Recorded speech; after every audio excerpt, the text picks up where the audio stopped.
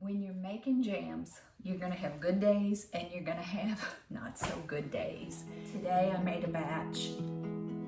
No, not so good. I burned it, and I also burned two of my fingers pretty good today, so I just decided to call it a day. I thought maybe some people might want to know how That's My Jam came to be. One week in my produce delivery, I got a great big box of apples and a great big box of pears. And I thought, what in the world am I gonna do with these apples and pears? So someone suggested apple butter.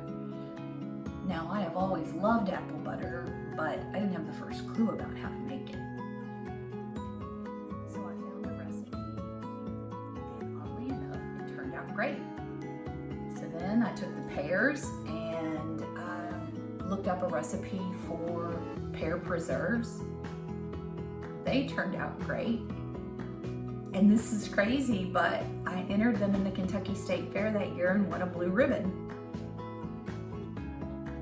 And I just thought, I want to make this into a brand. And it was really just a passion and a fun hobby for me, but what I combined it with was the thing that's my true love, the one true love of my life, which is music. Through inspiration from different song lyrics and song titles that I've loved my whole life. For instance, the apple butter became And I Love Her Apple Butter. And I Love Her being a beautiful song by the Beatles.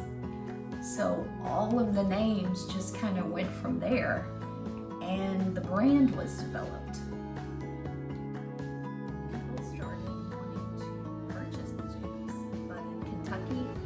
Can't do that legally unless you go through a lot of hoops, and that meant renting commercial kitchen space, going to food safety training, getting inspections, getting licenses, paying taxes, and it became apparent to me very, very, very quickly that I was never going to be able to cover my expenses with $4 jars of jam.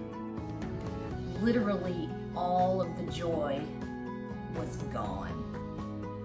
It wasn't fun anymore, and I hated it.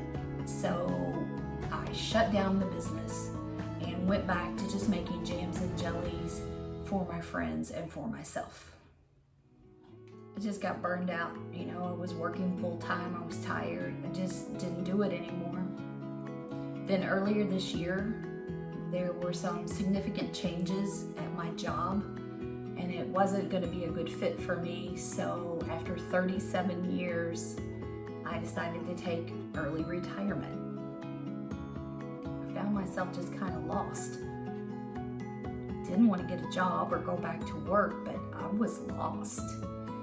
And I just started thinking about That's My Jam again. I just started thinking about the brand because I love the brand so much. I love combining the cooking with the music.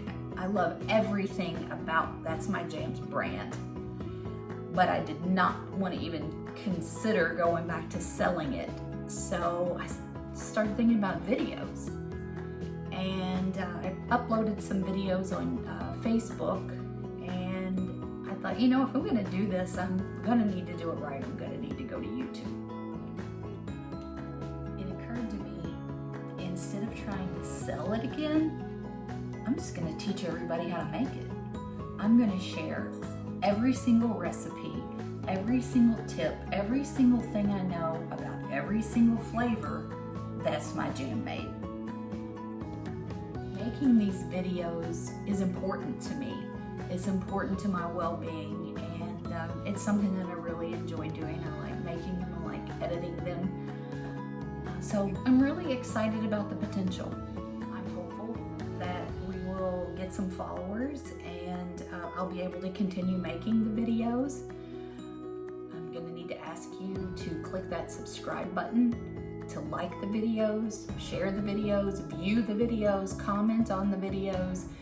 You know how YouTube works.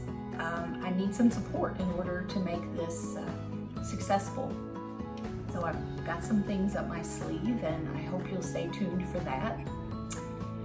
And in the meantime, I like to end every video with the same thought, and that is turn off the TV, turn on some music, and just keep jamming.